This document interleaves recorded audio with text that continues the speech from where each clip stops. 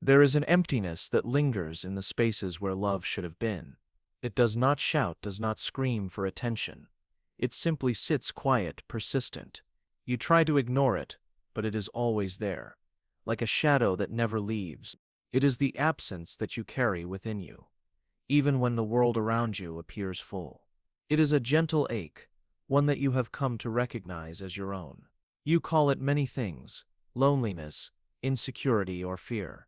But deep down, you know it is something more, something older, deeper, and more fundamental. It is the echo of something missing. When you were young, the world should have been a place where you felt safe, held, and loved. But in the stillness of your childhood, there was a coldness that wrapped around you, invisible yet real. And it was not just the absence of a person, but the absence of a sense of belonging, of being seen and cherished. The people who should have loved you were not there, or they were there but unable to truly connect. The impact of this loss is not just a memory, it is a condition. You try to understand it, to piece it together, but it is not always clear. Why does it still hurt so much?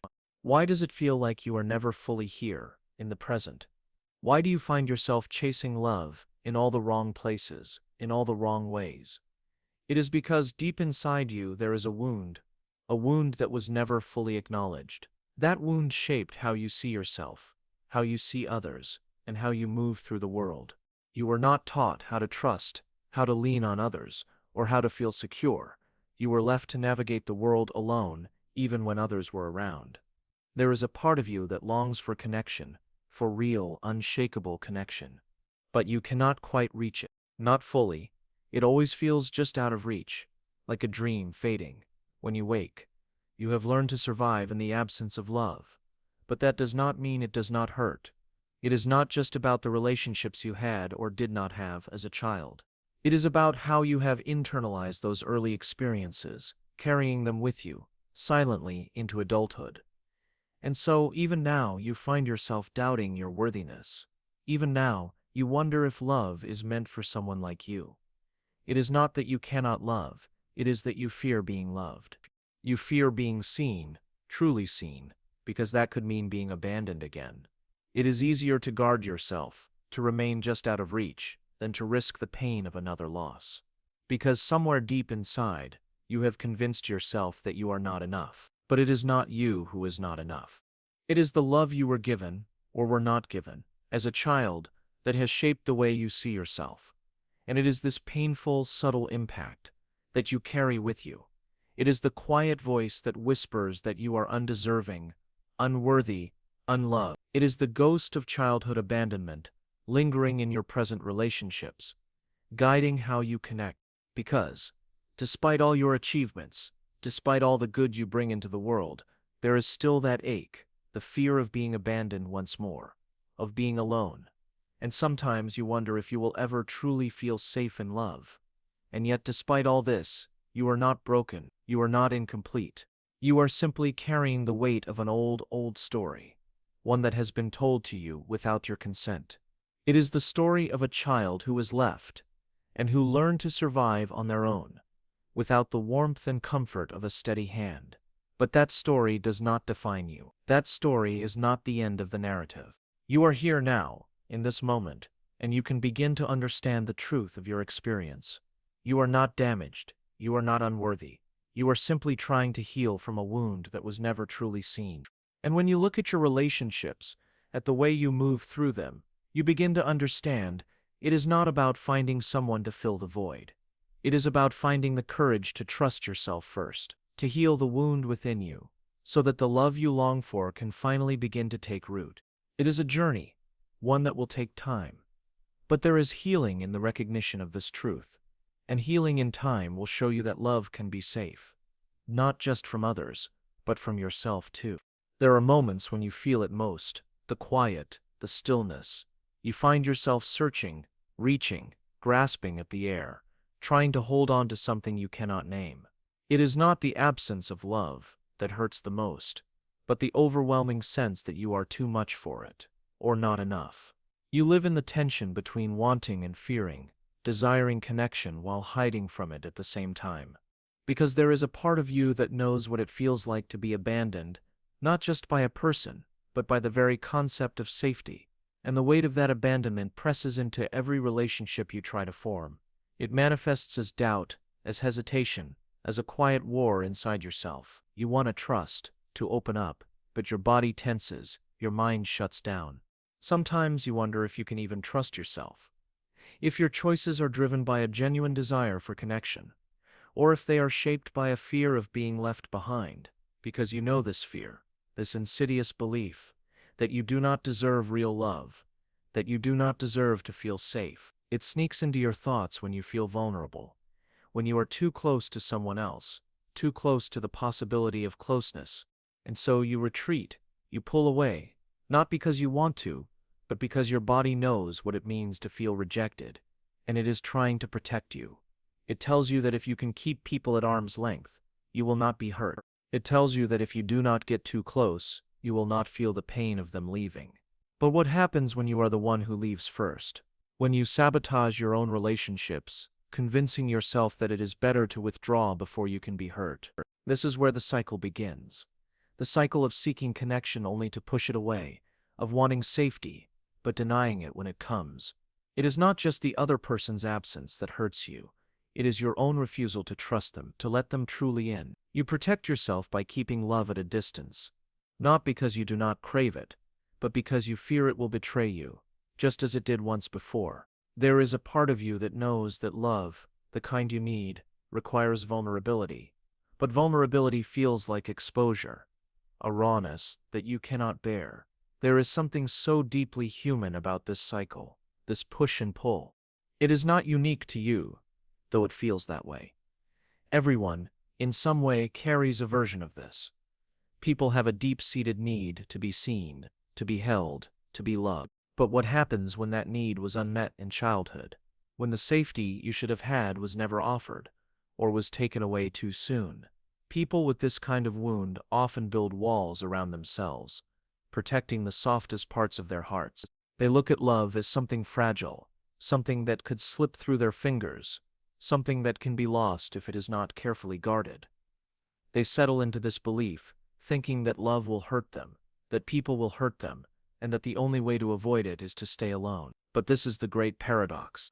Because what you fear the most, being abandoned, being unloved, is also what you yearn for the most. You long to belong, to be seen, to be accepted.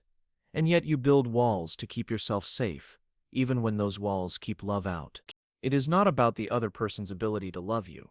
It is not even about their willingness. It is about the way you have learned to navigate love, to mistrust it, to question its intentions, and to fear its inevitable loss. It is about the way you carry the absence of love, and how it shapes the way you interact with the world.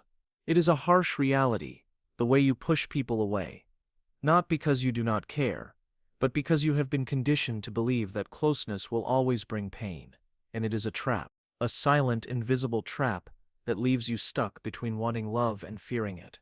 This inner conflict becomes so much a part of you that it feels like your natural state, but it does not have to be. The first step to breaking free is recognizing this truth. You are not doomed to repeat the same patterns. You are not trapped in a cycle that you cannot escape. There is a way out, but it starts with seeing yourself fully, the way you have been shaped by abandonment, and the way you have learned to cope with it. This awareness does not erase the pain, but it allows you to sit with it, to feel it fully, without letting it control you. It is the quiet understanding that your fear of love is not a reflection of who you are, but of what you have been through. And this truth gives you the power to change the way you move through the world. Because even now you are capable of healing. Even now, you can choose to open up, not to others first, but to yourself. You can choose to trust that love, when it is real and grounded, will not abandon you, that you can be held, and that you deserve to be held, even if it feels foreign at first. This is not about finding someone to fix you. It is about learning to heal the wound within you, to give yourself the love and security that you never had. Because in the end, healing begins from within. And when you can give yourself the safety you crave, the connections you seek will no longer feel so dangerous.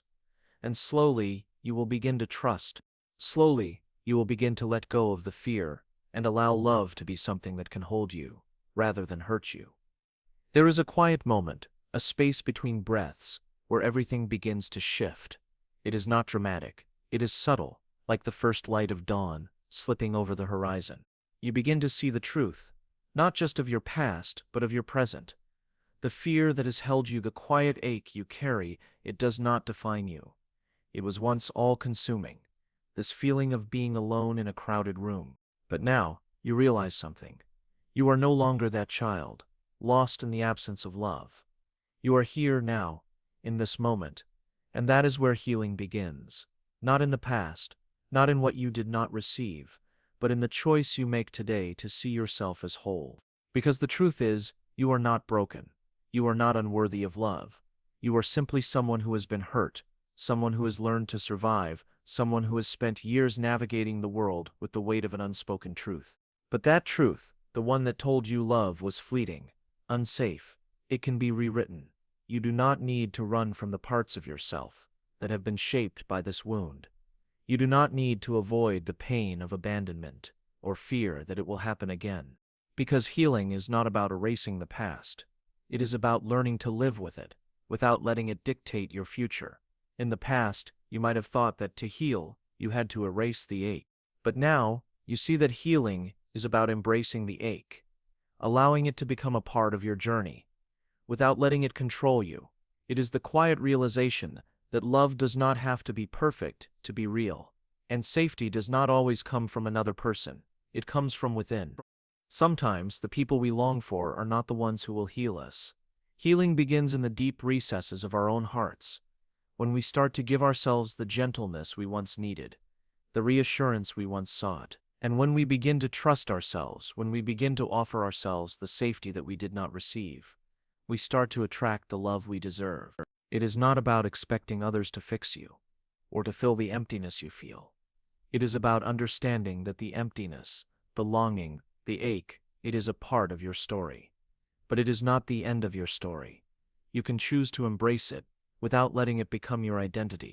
You can choose to see yourself as enough, even in your moments of doubt, even when the past tries to tell you otherwise.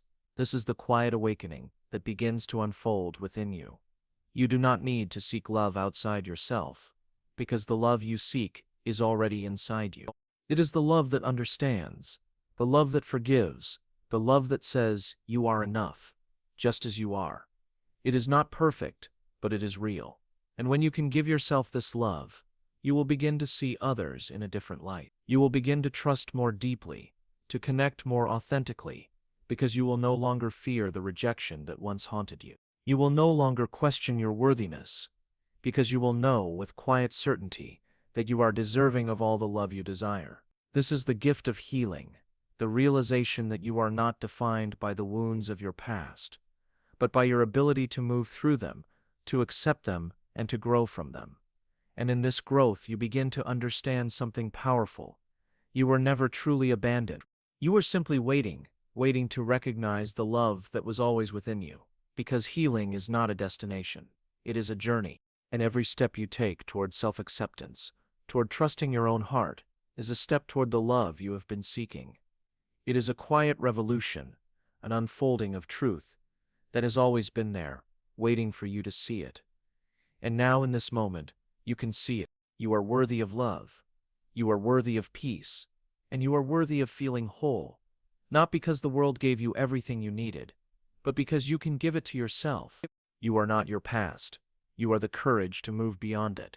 Healing is not about becoming someone new. It is about becoming who you always were, beneath the weight of your past. Subscribe for more reflections like this.